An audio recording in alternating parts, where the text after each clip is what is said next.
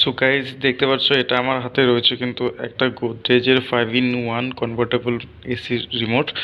তোমরা যদি এই এসিটা ইউজ করো বা তোমাদের বাড়িতে যদি এই এসি রিমোটটা থাকে তো দেখে নিতে পারো ফাংশনগুলো, অল ফাংশনসগুলো, এখানে যে অল বাটনসগুলো রয়েছে এটার কিন্তু ফুল রিভিউ আমি করছি। ফুল ফাংশনসগুলো তোমরা ইউজ করতে পারবে, কীভাবে ইউজ করতে পারবে এই রিমোটটাকে, কীভাবে ইউজ করতে হবে সেটাই কিন্তু আমি দেখাবো।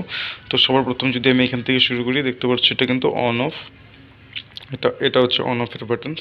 তারপরে এই যে এই দুটো যে আছে এটা দিয়ে মাইনাস প্লাস হবে টেম্পারেচারটাকে কম বেশি করার জন্য, এই দুটো রয়েছে, ঠিক আছে।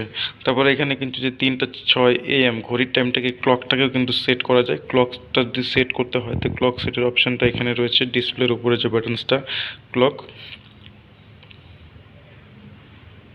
এটা ক্লকের অপশান সাধারণত। এই যে ক্লক কিন্তু যখন ব্লিঙ্ক করছে তখন কিন্তু ক্লকটাকে এইভাবে দেখতে পাচ্ছ 1 2 3 এইভাবে কিন্তু ক্লকটাকেও সেট করা যায়, ঠিক আছে। এইভাবে ঘড়ির টাইমের সঙ্গে মিলেই কিন্তু ক্লকটাকে তোমরা সেট করে নিতে পারো, এখানে প্রেস করলে আবার সেট হয়ে যাবে।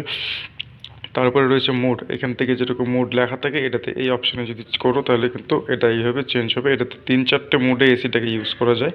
সবার প্রথম হচ্ছে এটা কুল, এটাতে কুল হবে, কুল ফ্যান অটো লেখা আসবে। তারপরে যেটা চলে আসলো এটা ড্রাই, ঠিক আছে। ড্রাইয়ের হচ্ছে, ড্রাইটা হচ্ছে বিশেষ করে রেইন ওয়েদারের জন্য ড্রাই, ড্রাই মোডটা। তারপরে এটা অনলি ফ্যান, সেটাকে ফ্যানের মতো ইউজ করা যায়। আর এটা হচ্ছে হিট মোড, হিট মোডে এসি হিটও করে, যদি হট অ্যান্ড কোল্ড এসি হয় সেই ক্ষেত্রে কিন্তু এটা কাজ করবে। আর যদি হট অ্যান্ড কোল্ড এসি না হয় তাহলে কিন্তু এটার কোনো প্রয়োজন নেই। তারপরে ফ্যান, এসিটাকে যদি তোমরা একটা নর্মাল ফ্যানের মতো ইউজ করতে চাও তাহলে কিন্তু এই চিহ্নটা যে ফ্যান লেখা আসবে, অনলি কিন্তু এসিটা ফ্যানের মতো ওয়ার্ক করবে, এটাতে কিন্তু কোনো ঠান্ডা হবে না। তো এই হয়ে গেল হচ্ছে আমাদের 4টে অপশান যেগুলো মোডের। তারপর এটা রয়েছে কিন্তু 5-in-1 convertible mode. 5-in-1 convertible mode বলতে কী বোঝায়, মনে করো রুম যদি এসিতে যদি ফুল কুলিং প্রয়োজন, রুমে ফুল কুলিং যদি প্রয়োজন হয়, লোক বেশি, সেই ক্ষেত্রে কিন্তু C5 যদি করো তাহলে কিন্তু এসিটা 100-এর মধ্যে 110% কুলিং করবে। বা C4 যদি করো তাহলে এটা 80% কুলিং করবে। C3তে করলে এটা 40% কুলিং করবে।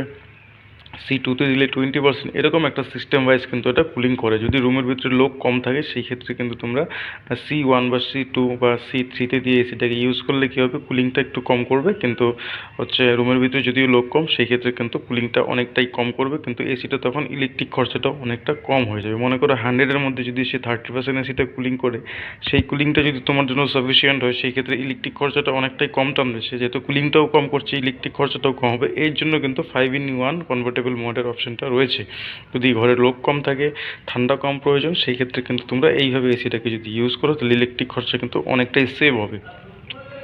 তারপর এই যে এটা রয়েছে ফ্যানের স্পিড, ফ্যানের স্পিডটাকে কম বেশি করা যায় এসির, ফ্যানের স্পিডটাকে এইভাবে কিন্তু কম বেশি করতে হবে, দেখতে পাচ্ছ অটো, তারপরে এইভাবে হাই মিডিয়াম লো, এইভাবে কিন্তু 3টা হয়ে গেলো ফ্যানের স্পিড। তারপরে যেটা রয়েছে আইসেন্স, আইসেন্সটা হচ্ছে যেখানে লোক থাকবে সেই দিয়ে কিন্তু এসির ঠান্ডা হাওয়াটা ফ্লো করবে, যার জন্য আইসেন্সের অপশন রয়েছে। যদি আইসেন্স অপশন ক্লিক করো, দেখতে পাচ্ছ এটা কিন্তু আইসেন্সের ক্ষেত্রে যেখানে লোক আছে সেখানে কিন্তু এয়ারটা ফ্লো হবে, কুলিংটা ওই দিকটাই করবে, সেজন্য আইসেন্স কিন্তু তোমার কুল মোডের মধ্যে এটা ওয়ার্ক করবে। আইসেন্সের যে অপশনে কিন্তু এই যে একটা অপশন চলে আসবে।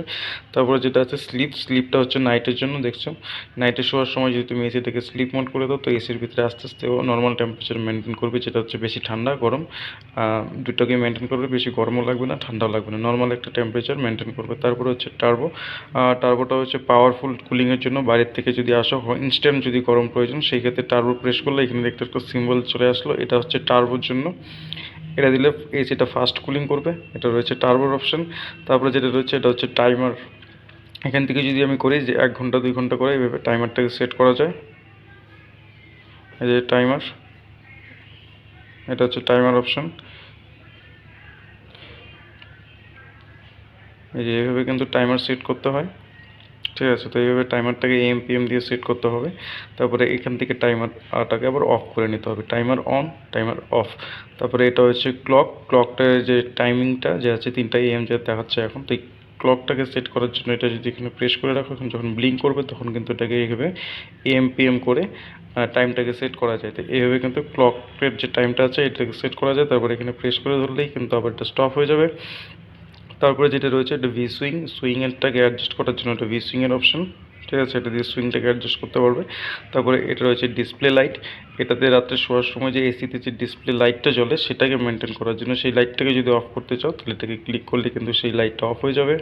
তারপরে যেটা রয়েছে লক, এটা যে কোনো একটা অপশন যদি চলছে বাড়িতে, ছোটো বাচ্চা থাকলে রিমোট চাপাচাপি করে, সেই ক্ষেত্রে কী হয়, এই ডিসপ্লেতে কিন্তু লক অপশানটা যে রয়েছে এখানে লক করলে কিন্তু লকের একটা সিম্বল এখানে রিমোটে চলে আসবে। তখন কিন্তু দেখতে পাচ্ছ এসিটা কিন্তু আর, এসির যে রিমোটটা আছে সেটা কিন্তু আর কোনো রকম কোনো কাজ করবে না। তো আমি তো ইউনিক সার্ভিসের তরফ থেকে আসু বলছি। তো বুঝতে পারছো তোমরা সবাই, তোমাদের বাড়িতে যদি সেম এরকম একটা রিমোট থাকে তাহলে অবশ্যই কিন্তু তোমরা এইভাবেই এসিটার এই রিমোটটাকে খুব এইভাবে তোমরা ইউজ করতে পারবে। এটা কিন্তু রয়েছে এসির ফুল ফাংশন রিমোটটার। অবশ্যই যদি ভিডিওটা ভালো লাগে তো প্লিজ আমার এই চ্যানেলটাকে লাইক করবে, শেয়ার করবে অ্যান্ড সাবস্ক্রাইব করবে। তো আজকের মতো ভিডিওটাকে আমি এখানে স্টপ করছি।